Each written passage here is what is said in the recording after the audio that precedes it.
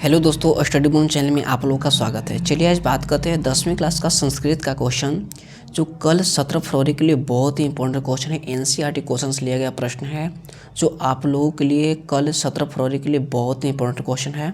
चलिए वीडियो को स्टार्ट करते हैं। पहला नंबर प्रश्न क्या है कि भीखन टोला किस प्रांत में है। जो भीखन टोला है किस प्रांत में है, तो इसका सही ऑप्शन है कि बिहार में है। कहाँ पे है? बिहार में भीखन टोला का प्रांत में है। और दूसरा नंबर प्रश्न है कि कर्मवीर कहाँ के रहने वाले थे।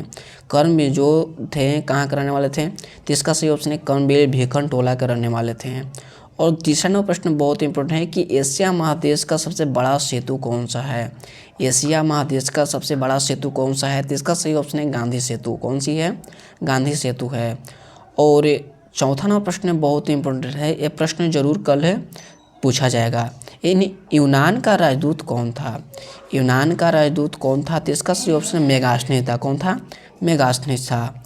और 55वां प्रश्न है कि महावीर मंदिर कहाँ स्थित है।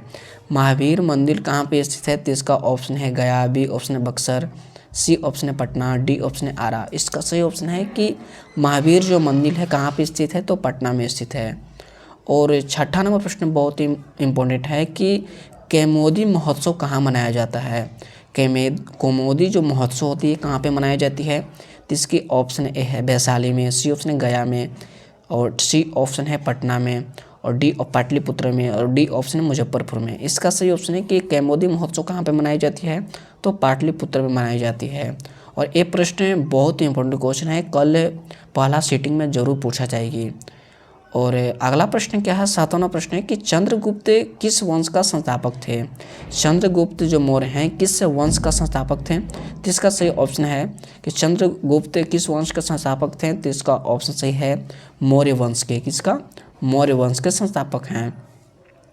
और 8वां प्रश्न बहुत इंपॉर्टेंट है, ये प्रश्न तो दूसरा सीटिंग में जरूर पूछा जाएगा, बीबीआई प्रश्न है कल के लिए।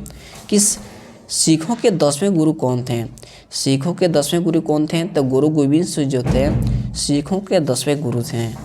और 9वां प्रश्न बहुत इंपॉर्टेंट है कि किस काल में पटना का नाम पाटलिपुत्रम था। किस काल में पटना का नाम पाटलिपुत्रम था, तो इसका ऑप्शन ए है बुद्ध, बी ऑप्शन है महावीर के समय, सी ऑप्शन है अशोक है, डी ऑप्शन है कोई नहीं। इसका सही ऑप्शन है कि किस काल में पटना का नाम पाटलिग्राम था, तो बुद्ध के समय, महात्मा बुद्ध के समय में पटना का नाम पाटलिग्राम था। और 10 नंबर प्रश्न क्या है, बहुत इंपॉर्टेंट है कि आलस कथा पाठ कहाँ से संकलित है। जो आलस कथा पाठ है कहाँ से संकलित है, तो इसकी ऑप्शन से है पुरुष परीक्षा से। कहाँ से है? पुरुष परीक्षा से आलस कथा संकलित है।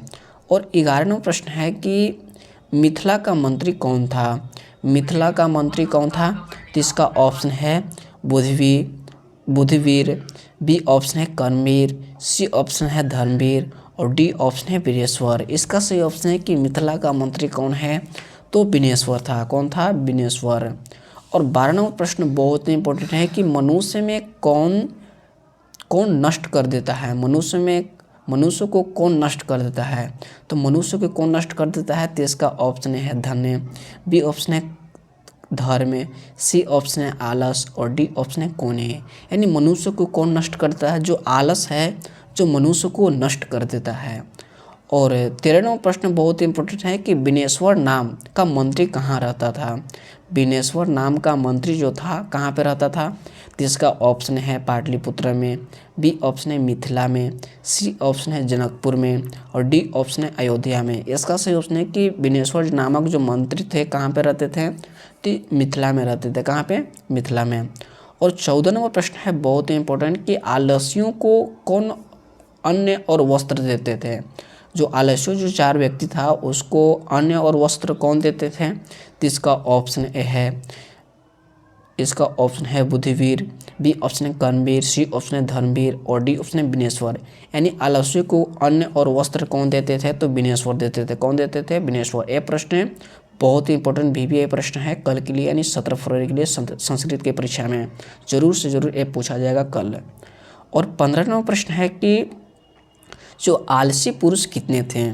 जो आलसी पुरुष थे कितने थे, तो इसका ऑप्शन है ए 2, बी ऑप्शन है 3, सी ऑप्शन है 4, और डी ऑप्शन है 5। इसका सही ऑप्शन है कि आलसी पुरुष कितने थे, तो 4 आलसी पुरुष थे। और 16 नंबर प्रश्न है बहुत इंपॉर्टेंट कि आलस कथा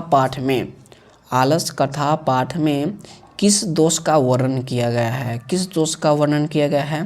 तो इसका ऑप्शन ए है अर्थ, बी ऑप्शन है धर्म, सी ऑप्शन है आलस, डी ऑप्शन है कोई नहीं। इसका सही ऑप्शन है कि आलस कथा पाठ में किस दोष का वर्णन किया गया है, तो आलस का वर्णन किया गया है।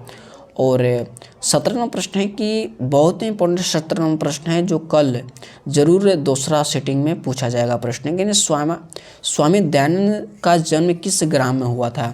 जो स्वामी दयानंद का जन्म किस ग्राम में हुआ था, तो इसका ऑप्शन है सही टंकारा में हुआ था। कहाँ पे हुआ था, टंकारा में हुआ था। और 18 नंबर प्रश्न है कि 18 नंबर प्रश्न बहुत इंपॉर्टेंट है, जो बहुत इंपॉर्टेंट VVI प्रश्न है जो कल 17 फरवरी के लिए पहला सीटिंग में जरूर ये प्रश्न पूछी जाएगी। यानी आर्य समाज की स्थापना कब हुई, आर्य समाज की स्थापना कब हुई। तो इसका ऑप्शन ए है 1985 में, बी ऑप्शन है 1875 में, सी ऑप्शन है 1705 में और डी ऑप्शन है 1930 में। इसका सही ऑप्शन है कि आर्य समाज की स्थापना कब हुई, तो आर्य समाज की स्थापना 1875 ईस्वी में हुई थी। कब हुई, 1875 ईस्वी में आर्य समाज की स्थापना हुई। ये प्रश्न बहुत ही इम्पोर्टेंट है और ये प्रश्न पहला सीटिंग में जरूर से जरूर ये प्रश्न पूछी जाएगी। और 19 नंबर प्रश्न है बहुत ही इंपॉर्टेंट 19 नंबर प्रश्न है कि आर्य समाज के संस्थापक कौन हैं। आर्य समाज के संस्थापक कौन हैं, तो आर्य समाज के संस्थापक कौन हैं, तो स्वामी दयानंद जो हैं आर्य समाज के संस्थापक हैं। और 20वां नंबर प्रश्न है कि स्वामी दयानंद का जन्म कब हुआ।